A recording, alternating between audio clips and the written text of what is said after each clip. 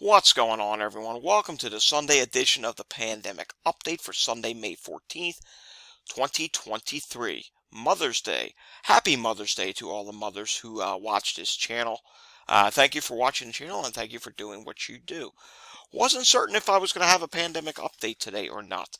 As you know, on the weekends, especially Sundays, there is hardly any data out there, and I'm usually running through my list. These are all the things that I actually search every day, long COVID, and other things that aren't listed on here. And if I find enough news stories, I ended up doing a Sunday pandemic update. And sure enough, I did. Plus, I think it's a good time that we go over the latest symptoms of COVID. Well, you'll see. CDC's not up to date with their list. Their list is actually from last year, but it's a good time that we run through because it's allergy season, and many people forget that a lot of the symptoms of allergies or other things can also be COVID. So starting out here, mystery illness kills 9, leaves 80 sick in Kenya. And if you come down here, they're saying this could be a potential malaria outbreak, but it's not really confirmed yet that it is one. A few of the people did test positive for malaria, and it says here the disease was first reported 2 weeks ago and has continued to cause havoc in the region.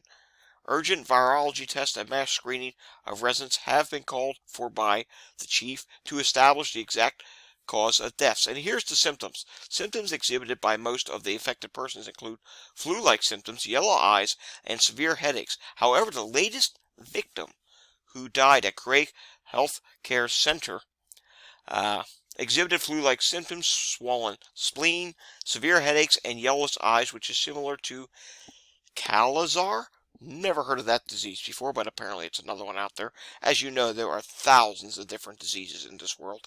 I obviously can't memorize all of them, although I do memorize quite a few of them because ever since COVID came around, we're seeing a lot of these old school viruses resurgence, and we're seeing all these mysterious viruses pop up. So we'll see what becomes of this one.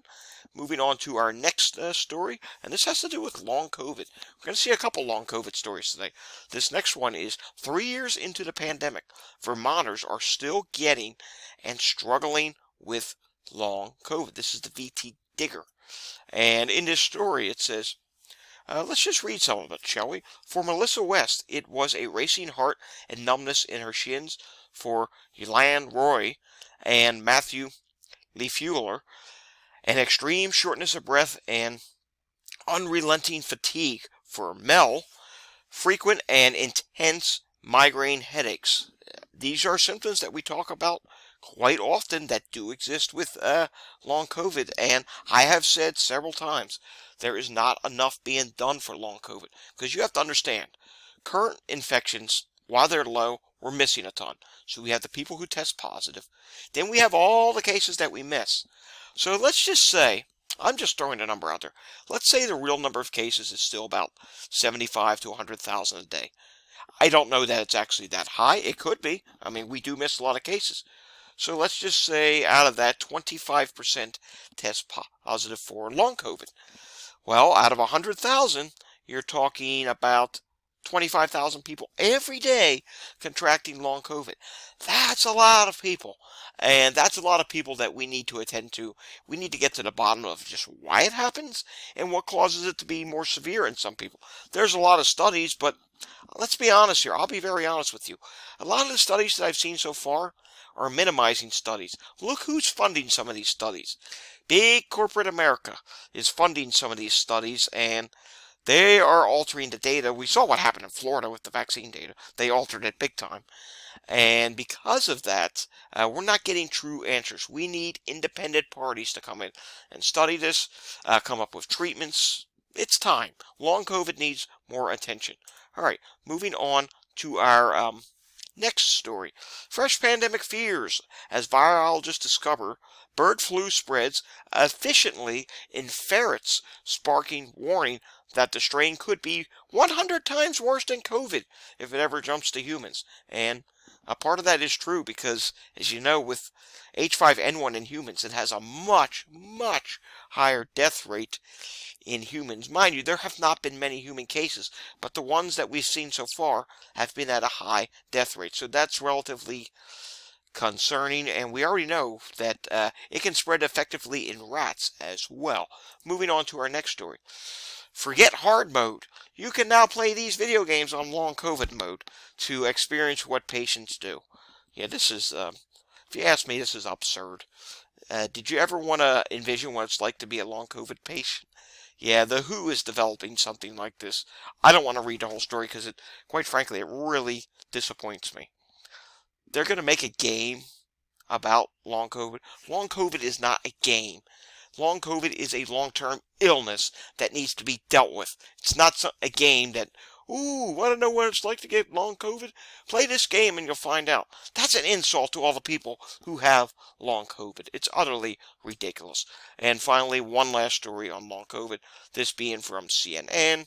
Sleep apnea raises the risk of long COVID by up to 75% for some, study says. And yeah, there's a lot of different ways long COVID can mess up your sleep. Long story short, back when I first had my infection, which was never documented by testing didn't exist in the beginning of February 2020, I had sleep problems afterwards. I would have fatigue real bad. About 3 months, it took 3 months for it to start happening, and it just continuously got worse. And it took me a long time to get to a sleep doctor because of coronavirus messing up people's sleep. There was a multi-month waiting list. Then my sleep doctor unfortunately tested positive for COVID. But now I've been seeing my sleep doctor, and I'll be honest with you, he is a fantastic sleep doctor. Just wonderful. So yeah, COVID can mess up the sleep in many ways, including sleep apnea. All right, moving on to this, symptoms of long COVID, but I want to give you a disclaimer. We're going to add a few symptoms of our own that we know are running around with the latest variants. CDC has not updated this since October 26, 2022. The XBB.1.5 variant came before then, XBB.1 variant, all the XBBs came after them, excuse me, not before, but after. And now we have the XBB.1.16, XBB 2.3, and a lot of these new variants can now cause pink eye. You know, your eyes get itchy, and, you know, conjunctivitis. Is that the correct word that I'm using here? Correct me if I'm wrong, I apologize, but pink eye, it's a big deal that's happening with these new variants, and it's especially hitting kids hard. So let's read some of the other symptoms that you may already know about or not know about. We've done this before, but it's time for a refresher, because during allergy season, a lot of these symptoms are kind of, you know, normal. Okay, first off, fever or chills, that's not normal during allergy season. Cough, that's normal. Shortness of breath or difficulty breathing, that can happen in the summertime if you're asthma or COPD, especially when there's bad air quality. Well, guess what? It can also be COVID. Fatigue, muscle or body aches, headaches. Headaches can also happen with allergy season as well. Remember, that can also be COVID too. New loss of taste or smell, sore throat, that's common in allergy season, as is congestion or runny nose. So see where I'm coming from here? These are things that are common with allergies that could also be coronavirus. So if you feel your allergies are worse than normal, like you're just having a really bad day, take a COVID test, at home test. I know it costs more money to get these tests now, but if you're well stocked up, if you stocked yourself up ahead of the end of the pandemic emergency, it does not hurt to take a test. And if you can afford a PCR test and you feel you need to take one, by all means do so. Nausea or vomiting, diarrhea. Then we come down here to when to seek emergency medical attention. Trouble breathing, persistent pain or pressure in the chest. New confusion, inability to wake or stay awake, pale gray or blue color skin, lips or nail beds, depending on skin tone. Let's go back to pressure in the chest. When I first got long COVID the first year, I would have severe bouts of chest pain. But, you know, I never went to the emergency ER or urgent care. But there were several times I was just sitting there. Should I go? Shouldn't I go?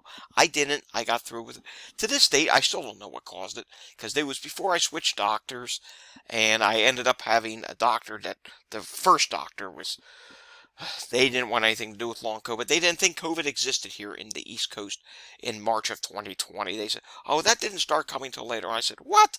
In February 2020, New York City was exploding. We didn't have testing. Second testing started. The positivity rate was doing way up. And then as more testing, finally we got that under control. But it was bad in the beginning.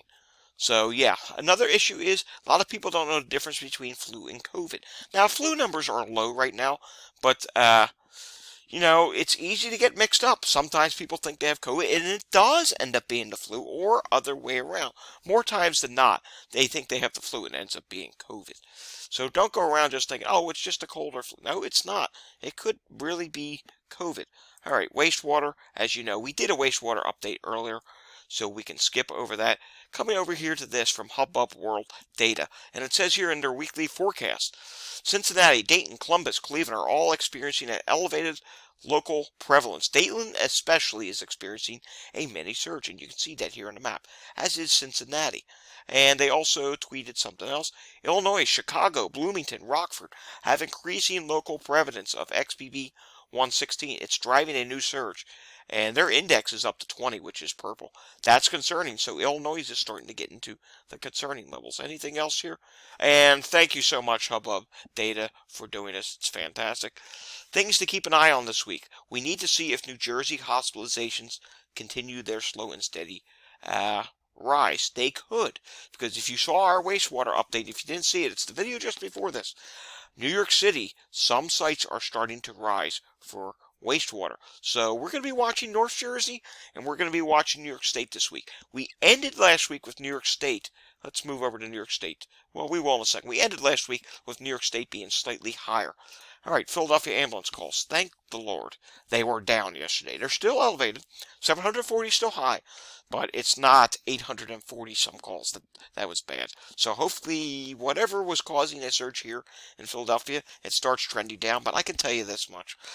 I had to go to the cemetery today. You know, it's Mother's Day. I saw 3 active ambulances just in that short little trip. So, and that's in the suburbs. Montgomery County was loaded earlier today. They were near 20 calls at around noontime. So, yeah, it's busy out there. Center County will get an update tomorrow. They have just 4 hospitalizations as of the Friday update. We'll see what the weekend numbers showed coming up ahead. Remember, Pennsylvania as a whole, cases were up significantly this week, so we are starting to enter a new potential wave in Pennsylvania. Here's New York State. The Friday update showed 708 cases. I'm not going to even try and refresh this because it doesn't work on Sundays. Let's take a look at some international cases. I don't think many places in the international column have updated today. So what we'll do is we will change this to weekly trends, and we'll see what the weekly trends show. And if you see here, speaking of ambulances, there goes a fire truck and ambulance behind us now. I'm telling you, it's busy out there. South Korea, up 21% on cases. 62% increase on deaths. United States, believe it or not, this is legitimate. Our cases are down 59%, deaths are down 65%. I suspect in the week to come that the United States that will start to shrink. But take a look here. The deaths in the last 7 days for the United States, can't go by this. It's very much inaccurate. So the 65% decrease, forget that. We actually had close to 1,000 deaths in the last week. And we'll get the BNO weekly update tomorrow. We'll see what they have to say. Vietnam, 11% increase in cases. Philippines, 40% increase in cases again. So they're starting to go back up again, or they're still going up. That's not good. But their deaths are down 39%. And coming down here to Hong Kong, still 24% increase in cases, 39% increase in deaths. Germany, 11% decrease in cases. But look at this. Their deaths are concerning. I don't like seeing their deaths this high. 27% increase in deaths. 422 deaths in the last 7 days.